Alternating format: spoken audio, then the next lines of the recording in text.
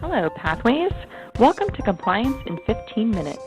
Let's review the standards that Pathways follows to comply with local and federal laws. In complying with and monitoring these standards, Pathways demonstrates that we can be trusted to provide excellent services, and in turn, we get reimbursed.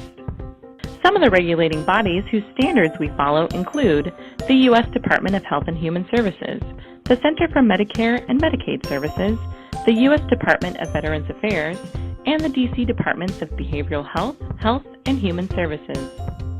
Compliance trainings can come with a lot of jargon and acronyms. Whoa! But don't worry, we'll review these as we go along. Today's training will cover two main topics, privacy and security. First, we'll review federal and local privacy regulations that protect health information. Next, we'll review regulations and Pathways policies that ensure client records are documented accurately and stored securely. If your team provides ACT, community support, psychiatric, or supportive employment services, you'll also want to review compliance standards for Medicaid billing. These are outlined in a separate training offered monthly at Q Street. For now, sit back, relax, and allow yourself to reflect on what brought you to Pathways. Was it your commitment to ending homelessness? Your desire to promote social justice, health, and recovery? I can bet it wasn't because you wanted a long list of rules to follow. It's our goal that this training will clarify the rules we follow, while giving you examples of how compliance ensures that we are honoring the neighbors we serve, protecting their privacy, and promoting recovery. Complying with these rules ensures we are providing excellent and ethical services. Let's get started. Rules about disclosing client information and maintaining client records are included in HIPAA. Our first acronym. These rules outline how we all play a role in keeping health information private and storing it safely. HIPAA applies to all healthcare professionals nationwide. At Pathways, we also comply with all DC regulations and agency policies. Privacy standards apply to all protected health information, whether shared in conversation, in writing, or electronically transmitted. Privacy standards are about who has the right to share and receive, what protected information is shared, and when they have the right to do so. So what is protected health information?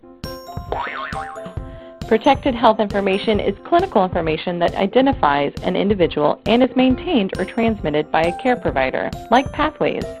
Protected health information includes a client's name, diagnosis, services received, or anything that traces a person back to being a client. Extra care must be used when talking about a client in a public area, photocopying ID cards and faxing prescriptions, or handling discharge papers and forms with the client's name, address, or date of birth. Notice that even a hallway conversation between two clinicians about someone's care can be considered confidential. While HIPAA was created to protect the privacy of patients, it recognizes that it is important to coordinate care and share information in certain environments. People do not exist in a vacuum, so there are times when it is necessary to share information with designated family members, team members, or with other providers to coordinate care.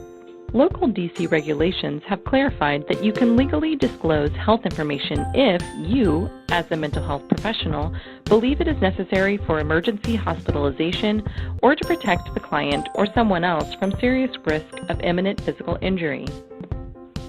This law permits disclosure of protected health information without signed consent to a select group of individuals in the event of emergency hospitalization or protection from imminent serious bodily injury. These include the client's spouse, parent, if a minor, or legal guardian, an officer agent or accredited agent of the District of Columbia in charge of public health, the Department of Mental Health, a provider, be they an individual or an agency that is licensed or certified to provide mental health services in the District of Columbia, the District of Columbia Pretrial Services Agency, the Court Services and Offender Supervision Agency, a court exercising jurisdiction over the client as a result of a pending criminal proceeding, emergency medical personnel, an officer authorized to make arrests in the District of Columbia, or an intended victim. This may seem like a long list, but let's remember, Any disclosure of mental health information under this DC statute must be limited to the minimum amount of information necessary to initiate or seek emergency hospitalization or to otherwise protect from a substantial risk of imminent and serious physical injury. What this means is that any other information that you are interested in sharing to anyone else, including those parties we just listed, requires a signed release of information. The HIPAA privacy rule also gives guidance on the balance between keeping information private and sharing it in approved contexts in order to provide the best treatment possible. Let's go over this guideline now. In order to protect patient privacy, HIPAA requires that healthcare providers ask permission before sharing any information with others outside of the treatment team. At Pathways, this is presented as a release of information, signed by the consumer and stored in their electronic health record. You can find it in Credible under the visit type, Release of Information.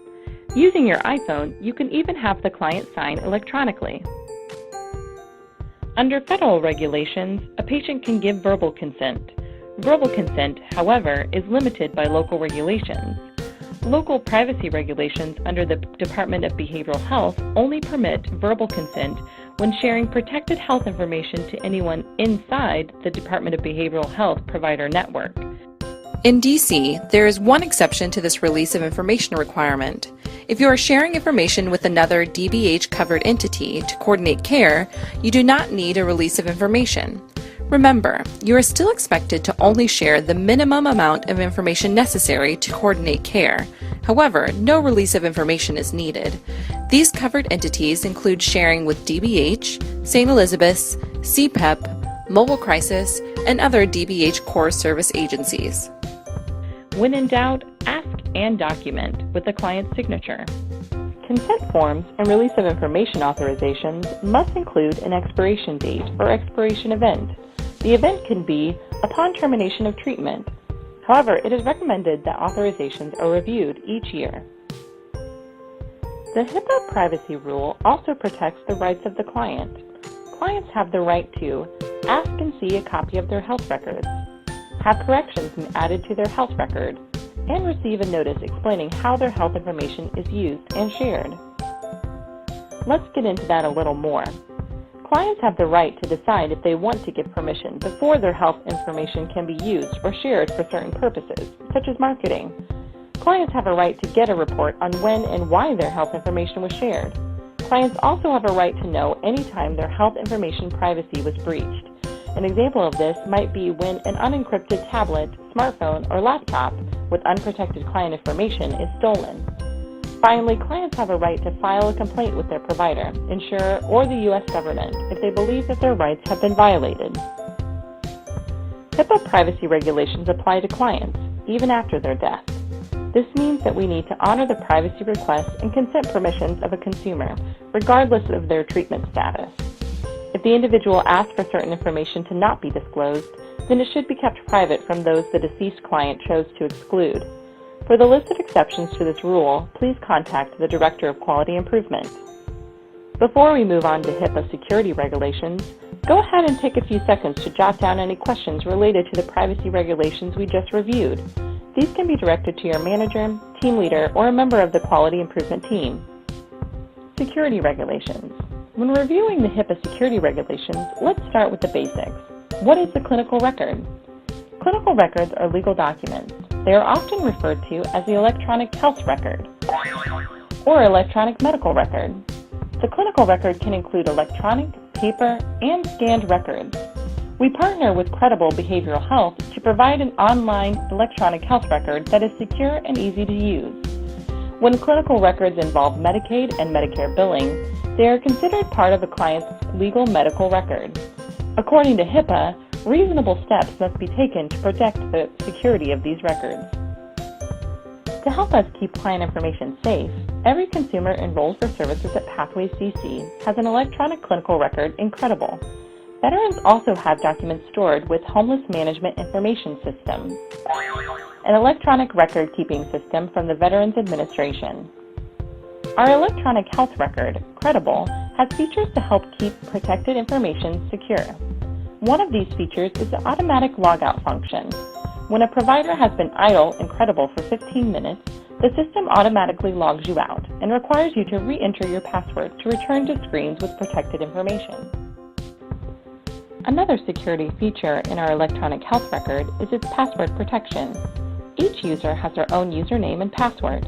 Remember, do not use a password that would be easily guessed, like 12345, or the same password for all your electronic devices.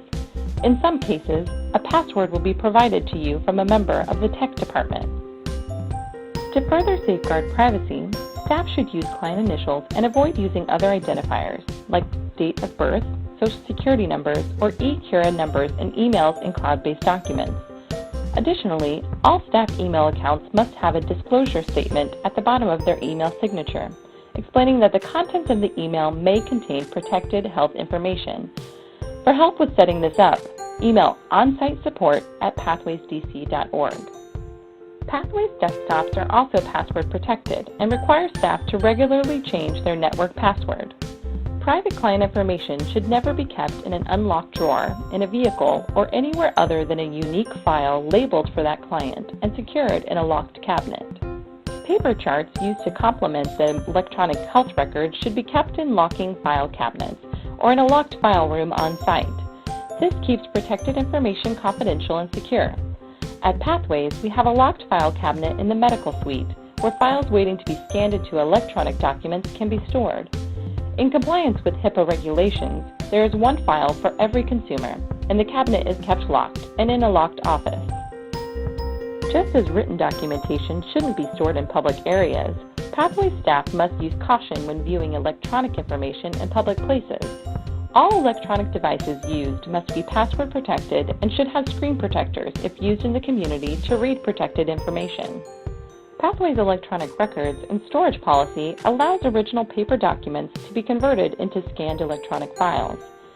Staff members scanning and uploading files into a client's record or profile in Credible must open the scanned document and verify that it is identical to the paper record before shredding the original paper document.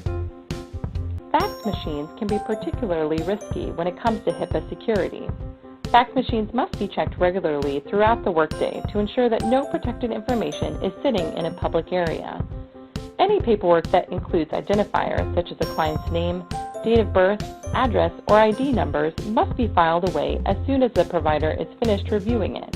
In other words, if you have paperwork with client information on it, it must be filed away into the client's individual file in a locked cabinet or scanned, uploaded to Credible, and shredded immediately. Now that we've reviewed security regulations, take a moment to jot down the questions that have come up for you. We have an excellent team of QI staff members that can help you answer these. The last part of this training will review Pathways compliance activities and policies. It is Pathways policy that clinical records kept by Pathways staff must be organized to accurately and contemporaneously document all clinical activities regarding each client admitted, served, and discharged. Contemporaneously is a fancy word for saying that client records must be up to date, entered in a timely fashion, and reflect the most recent services provided. At Pathways, we follow a 48-hour rule to ensure that all services are documented in a timely way. By following a 48-hour rule, we are not only abiding by Medicaid timeliness standards, but we are ensuring that in emergencies, all staff working with a client will have up-to-date information in the clinical record, regardless of time of day or day of the week. Many of us work on teams providing care that is available 24/7 through on-call services. It's critical that medical records are kept up to date so that team members working on call can coordinate care with hospitals, legal services, and other providers. At Pathways, it's common to have both paper and electronic records for clients. Paperwork left in copy and fax machines are placed in a tray for staff to retrieve. This tray is then cleared multiple times each day, and unclaimed documents are delivered to the appropriate department. If unclaimed, these documents are shredded. The office has multiple receptacles for shredding. Any document that contains protected health information should be filed away or dropped into the shredding container to be shredded. In addition to paper and electronic health information, conversations may also contain protected information. Pathways has multiple consultation rooms in Building A and B so that staff working in an open office environment can have a private, secure place to meet with clients to discuss their treatment goals, diagnosis, or any other information that is private. white noise machines are available to borrow for these meetings. As we come to the end of our training, here are some of the key things to remember. Pathways follows local and federal privacy and security laws. Each year, Pathways staff are required to review these laws in this compliance training. Be mindful of these laws when you are sharing client information with or without a release of information. And last, use caution to keep information secure by storing in locked file cabinets and using password protection.